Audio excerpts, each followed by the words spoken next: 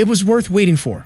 Since its historic launch on Christmas Day, the James Webb Space Telescope has flown to its observing position, unfolded its delicate instruments and ultra-large mirror, and gone through a series of checks, alignments, and calibrations.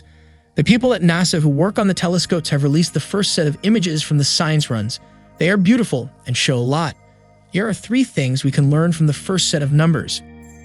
First, we're looking into the past. James Webb's first mega deep sky picture is of a group of galaxies called SMACS 723.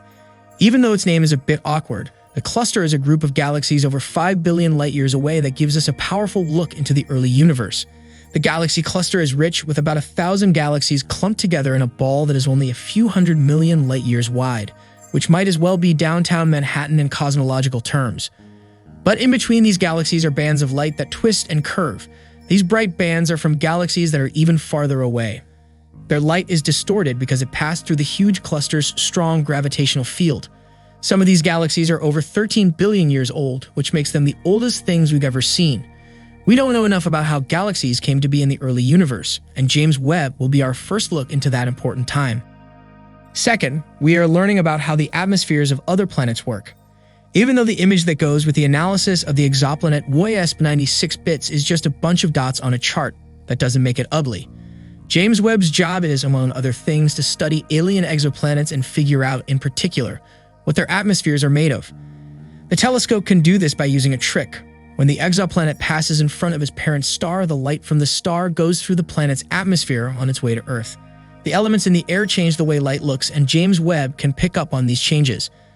Astronomers are using WESP 96 bits, a giant gas planet that orbits close to its parent star, as a test bed before moving on to more difficult targets, like Earth-like planets that orbit sun-like stars.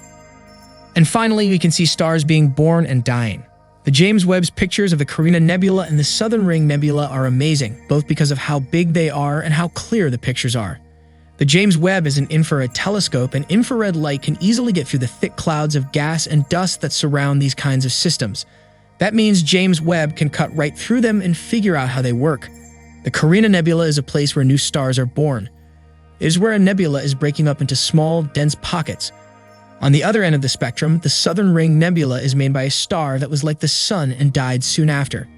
James Webb will help us put together the big stories of the stars by studying all of their stages of life.